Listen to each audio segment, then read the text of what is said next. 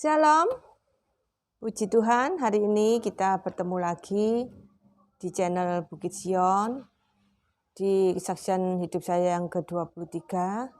Saya bersyukur ya kita semua dalam keadaan sehat dan tak kekurangan suatu apapun juga. Semua ini karena kasih dan anugerah Tuhan Yesus yang melimpah dalam hidup kita, amin. Di kesempatan yang indah ini ya, saya akan menyampaikan pesan Tuhan. Sebelumnya saya akan berdoa terlebih dahulu. Bapa, dalam nama Yesus, hamba-Mu serahkan acara ini dari awal sampai akhir dan pimpinan Roh Kudus-Mu. Biar Kau pakai hamba-Mu ini sebagai alat-Mu. Kami siap Bapa mendengarkan pesan-Mu. Karena pesan-Mu itu, firman-Mu itu pelita bagi kaki kami dan terang bagi jalan kami. Terima kasih ya Bapa, haleluya, amin.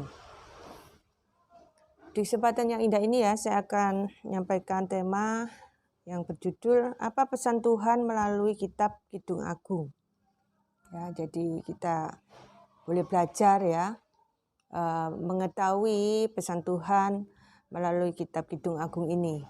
Ya. Sudah sering ya kita mendengar kitab Kidung Agung ini. Saya sejak kecil juga sudah pernah ya mendengar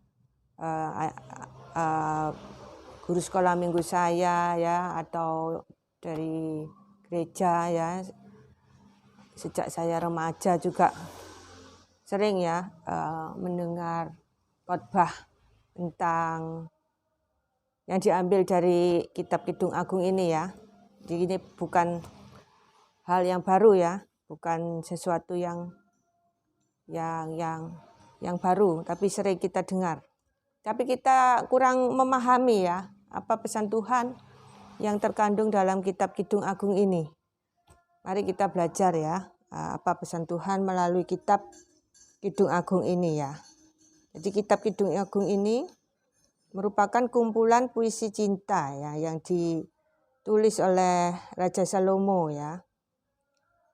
Meski isinya itu merupakan kumpulan puisi cinta ya, tetapi merupakan satu kesatuan ya yang utuh, yang tidak bisa dipisahkan dengan kitab-kitab yang lain ya dalam Alkitab. Jadi tidak berdiri sendiri ya, tetapi merupakan satu kesatuan. Jadi kitab Kidung Agung itu merupakan pesan Tuhan ya yang membentuk paradigma teologis kita akan nilai cinta dan nilai seksualitas manusia sesuai firman Tuhan.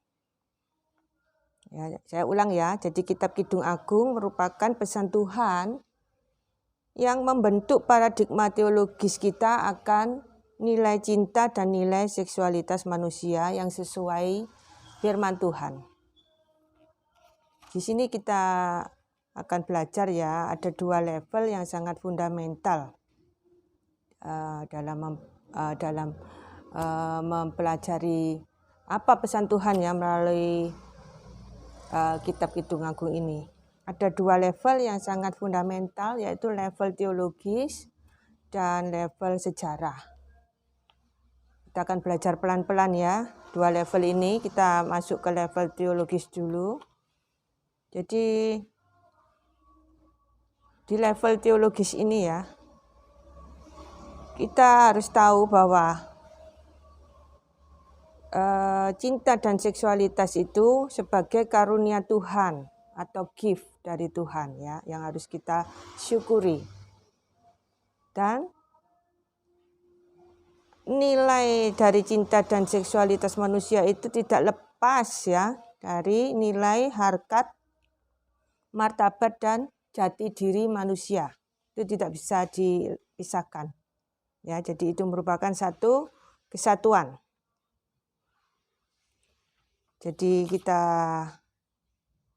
sekarang tahu ya bahwa kita harus menempatkan nilai yang sepantasnya gitu ya, yang sesuai dengan firman Tuhan ya, pada dua aspek ini, yaitu cinta dan seksualitas manusia ini ya harus ditempatkan di nilai yang sesuai dengan kehendak Tuhan gitu ya. Jadi supaya tidak menimbulkan dosa pada Tuhan. Ya, dua aspek ini sering membuat manusia jatuh dalam dosa. Oleh sebab itu Tuhan mengingatkan kita ya untuk menjaga nilai cinta dan nilai seksualitas manusia ini harus betul-betul sesuai dengan firman Tuhan. Jadi yaitu ya level teologis itu tidak lepas dari nilai harkat, martabat dan jati diri manusia ya. Dan kedua aspek tadi ya itu merupakan hadiah atau gift atau karunia Tuhan bagi kita yang harus kita syukuri. Itu level teologisnya ya. Dan kita masuk ke level sejarah. Kita tahu ya di peradaban manusia ya, kita belajar dari sejarah kemanusiaannya yang berbicara tentang peradaban manusia ya, itu menunjukkan bahwa aspek cinta dan aspek seksualitas manusia itu cenderung merosot ya dari sejarah kemanusiaan. Terutama ini pada zaman Israel kuno ya, pada zaman Israel kuno itu ya, itu banyak terjadi penyembahan berhala ya, atau istilahnya itu Baalisme pada zaman Israel kuno itu ya. Baalisme ini atau penyembahan berhala ini itu pada umumnya itu ada unsur seksualitas manusianya di dalamnya. Ya. Meskipun tidak semuanya Baalisme ada aktivitas seksualnya, tapi kebanyakan itu ada. Ya. Tapi waktu itu pada zaman itu tujuan Baalisme yang ada aktivitas seksualnya itu tujuannya untuk kesuburan ya, atau untuk mengharapkan sesuatu ya, itu bisa mengharapkan supaya para wanitanya itu subur ya, atau ternaknya itu gemuk-gemuk, atau ternaknya itu sehat ya, punya anak yang banyak, ternaknya ya beranak pinak yang banyak, atau tumbuhannya subur ya, tumbuhannya bertambah banyak, itu biasanya itu tujuannya salah satunya seperti itu. Tapi meskipun ada nilai religiusnya dari Baalisme tersebut ya, tapi tetap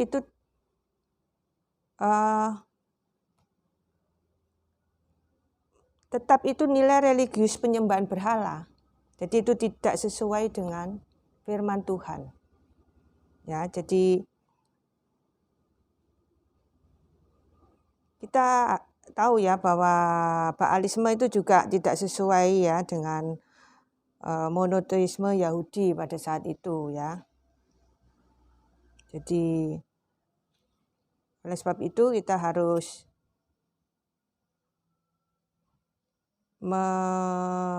menempatkan nilai yang sesuai ya dengan firman Tuhan.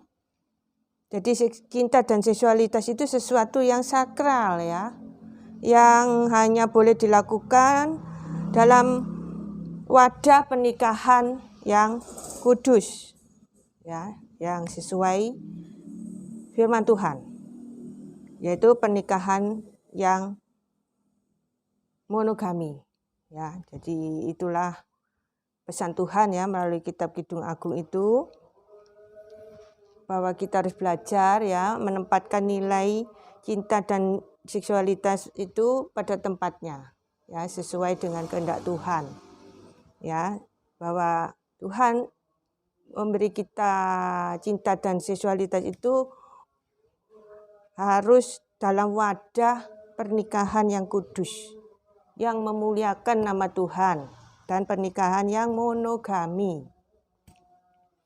Sudah jelas ya? Jadi tidak boleh seenaknya sendiri ya. Terhadap dua aspek ini harus benar-benar dijaga. Jadi dalam Kidung Agung kan merupakan lagu cinta ya, dan dipenuhi dengan kata-kata kiasan yang dibuat untuk menggambarkan ya pandangan Allah tentang kasih dan pernikahan. Jadi sekali lagi saya ulang ya. Jadi Kidung Agung ini merupakan lagu cinta yang dipenuhi dengan kata-kata kiasan yang dibuat untuk menggambarkan pandangan Allah tentang kasih dan pernikahan. Maksudnya itu pernikahan yang kudus, yang monogami tadi loh ya. Jadi indahnya cinta secara fisik antara laki-laki dan perempuan. Ya, ini Kidung Agung itu menggambarkan indahnya cinta secara fisik antara laki-laki dan perempuan yang sesuai firman Tuhan. Ya, jadi tidak sesuai pemikiran kita, ya, pemahaman kita, sesuai dengan kehendak kita, bukan ya, harus sesuai dengan kehendak Tuhan. Jadi itu semua ada aturannya.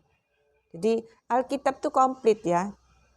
Dalam segala hal itu sudah diatur dengan sempurna dalam Alkitab. Sampai masalah cinta dan seksualitas ini pun dibahas lengkap dan jelas di Kidung Agung ini ya. Jadi kita jangan main-main ya. Jangan dikira Tuhan tidak tahu. Ya, maksudnya jangan dikira Tuhan tidak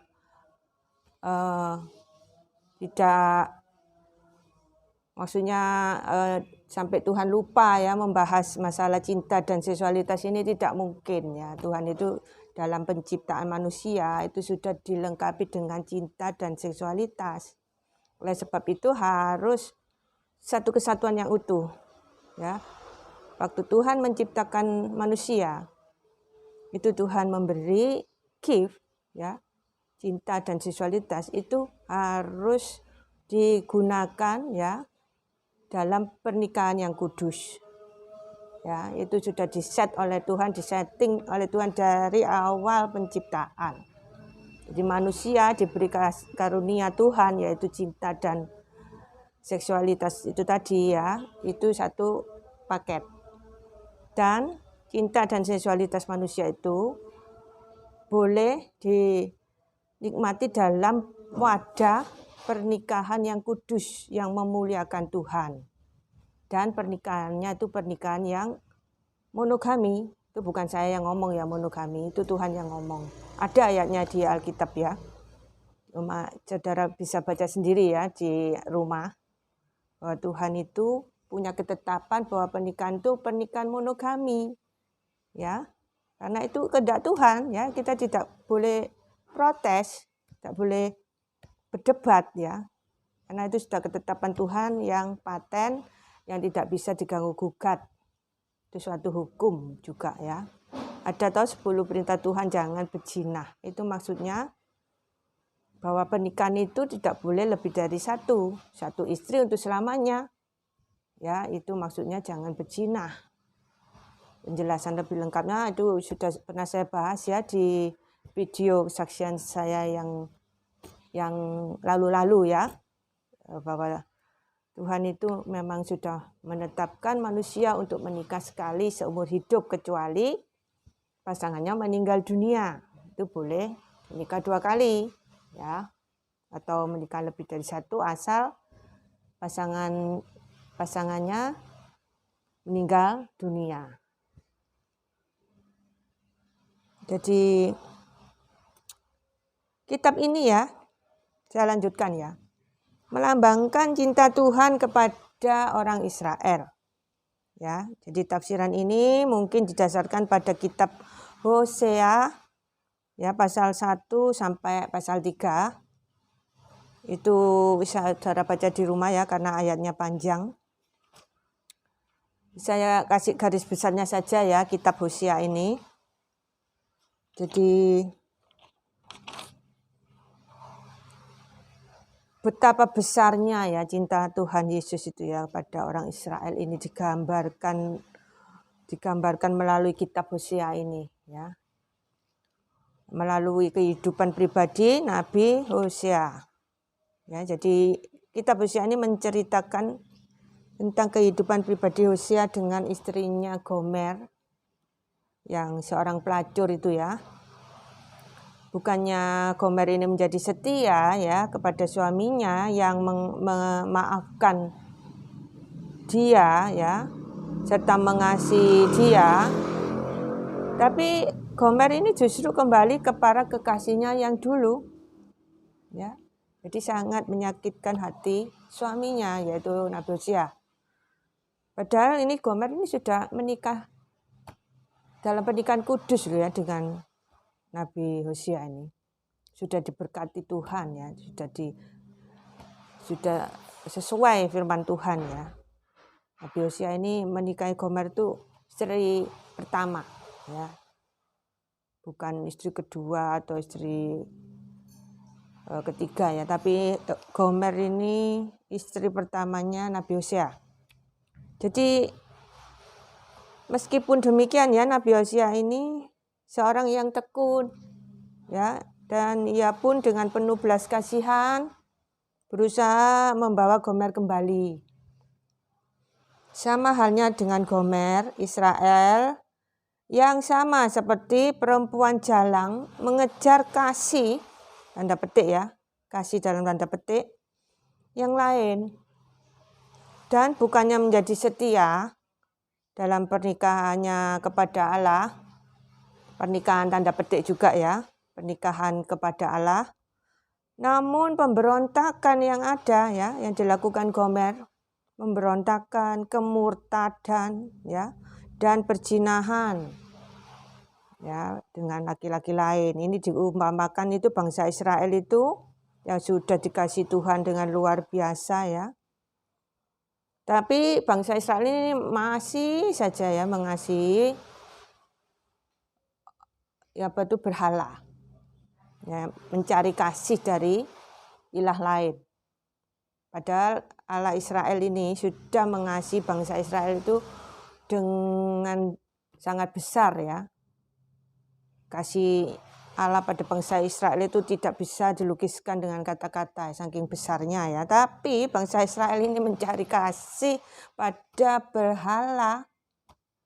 Ya, seperti Gomer ini sudah dikasihi oleh Hosea dengan sepenuh hati, dengan cinta yang sejati, cinta yang murni, sudah dimaafkan ya. Sudah dikasih cinta yang sejati, malah cari cinta yang lain. Pindah ke lain hati. Istilah zaman sekarang ini ya. Zaman sekarang kan banyak ya orang yang gampang sekali ya mencari kasih ke orang lain, bukan pasangannya lagi tapi mencari kasih ke orang lain ya, atau istilahnya itu tidak setia gitu ya dengan pasangannya. Itu dosa yang paling sering dilakukan saat ini ya, ketidaksetiaan pada pasangan itu. Jadi hati-hati ya bagi yang sudah berumah tangga untuk tetap taat dan setia pada firman Tuhan ya, supaya tetap setia pada pasangan kita. Apapun yang terjadi ya, kita tetap harus setia sampai mati ya pada pasangan kita. Oke. Saya teruskan ya. Jadi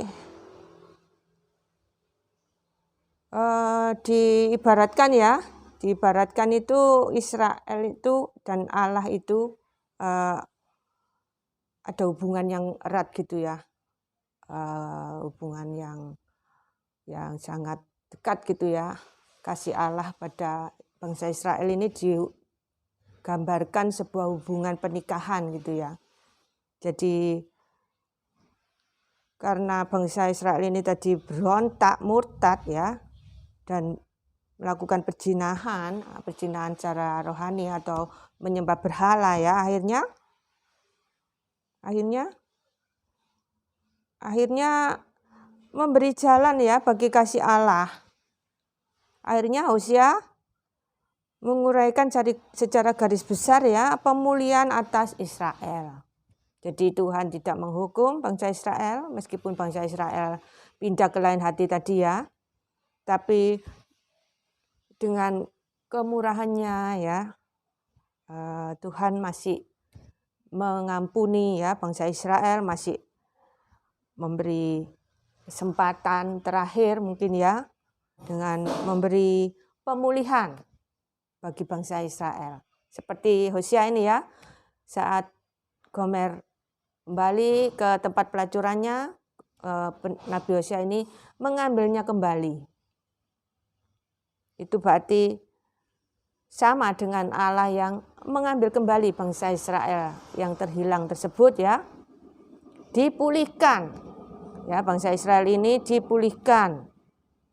Dan perjanjian pernikahan yang baru dibuat oleh Tuhan dengan bangsa Israel ini. Jadi yang lalu biarlah berlalu ya, pernikahan yang dulu gagal, pernikahan dalam tanda petik tadi ya, hubungan Allah dan bangsa Israel yang digambarkan seperti pernikahan tadi loh. Itu kan pernikahan yang sudah gagal, pernikahan yang lama itu kan sudah gagal. Tuhan membentuk pernikahan yang baru dengan bangsa Israel ini.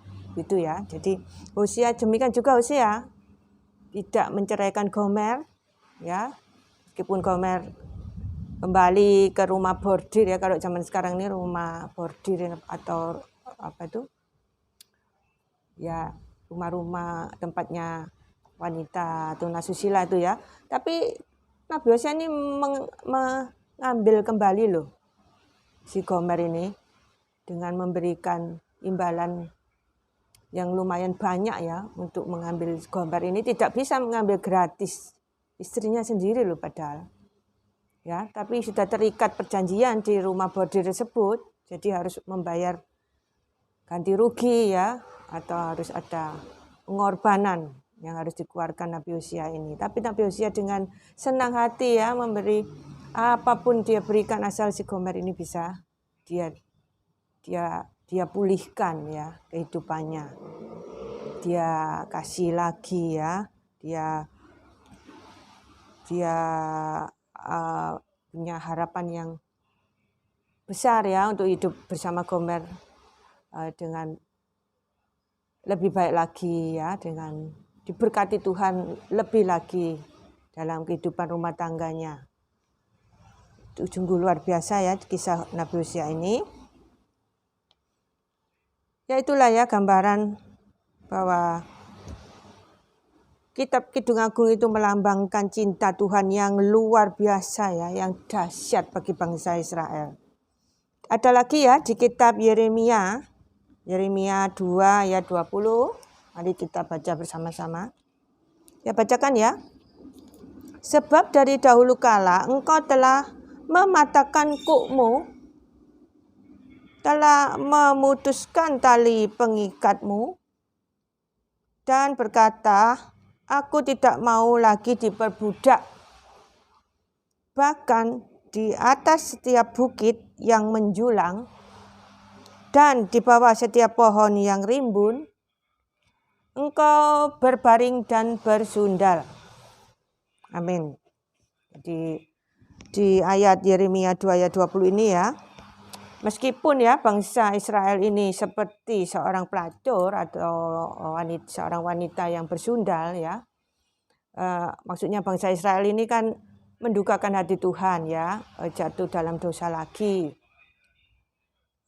murtad lagi ya, memberontak lagi, tidak taat lagi ya pada perintah Tuhan, seperti seorang pelacur ini yang bersundal di bawah pohon tadi ya di ayat ini.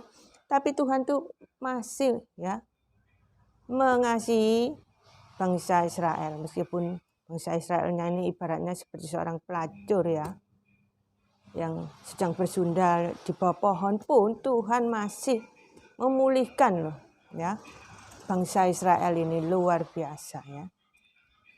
Tidak ada kasih yang seperti itu ya. Ya, ini dapat kita pelajari ya di Yeremia 2 ayat 20 ini ya, betapa besar kasih Tuhan akan bangsa Israel ini. Ya, meskipun berkali-kali ya Tuhan dikecewakan ya. Tuhan dilukai perasaannya.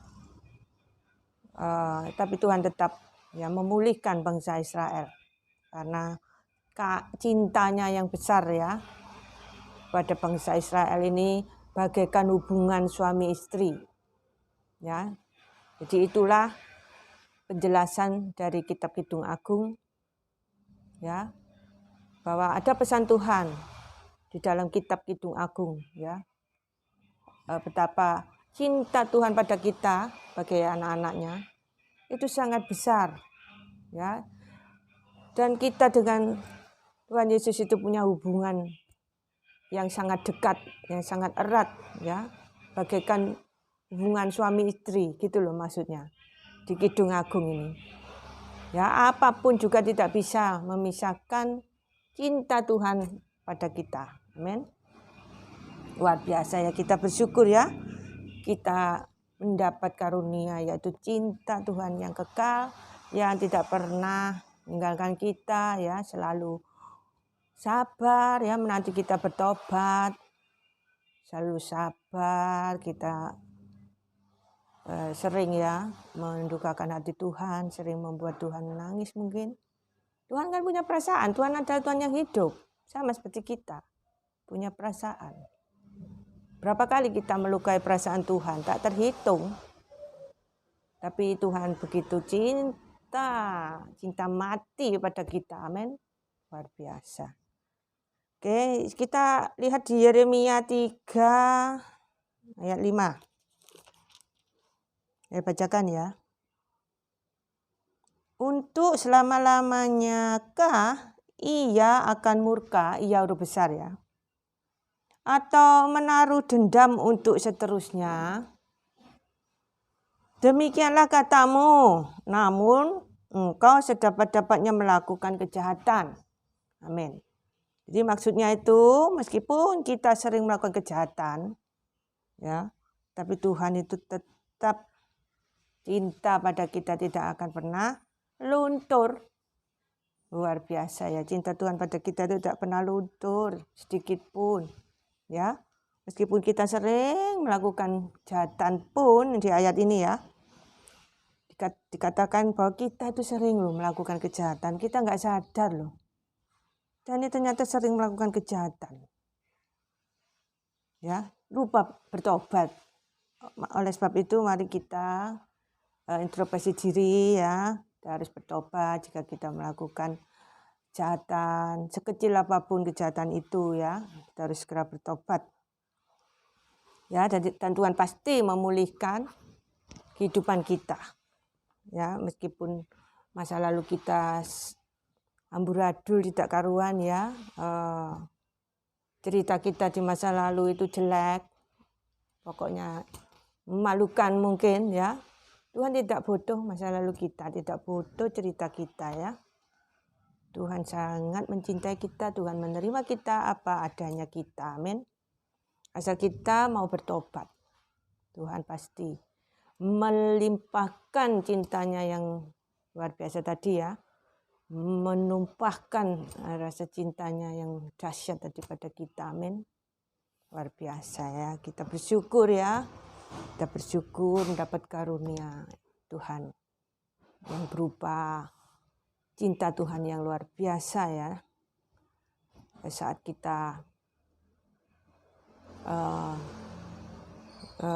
kita menjauh darinya ya, saat kita meninggalkan Tuhan sekalipun ya, Tuhan tidak akan membiarkan kita ya menjauh darinya. Tuhan akan memakai 1001 cara untuk menarik kita kembali ke pelukannya, amin. Jadi itulah pesan Tuhan hari ini. Semoga kita bisa mengerti ya tema kita hari ini, dan kita bisa mengerti juga pesan Tuhan ya pada kita masing-masing. Karena firman Tuhan itu pribadi lepas pribadi ya, jadi sanggup ya membuka pengertian kita ya akan sesuatu yang kita belum ketahui. Tuhan akan membukakan supaya kita mengerti dan boleh mempraktekkannya ya dalam kehidupan kita sehari-hari. Demikian firman Tuhan hari ini. Sampai ketemu di acara selanjutnya. Shalom, Tuhan memberkati kita semua.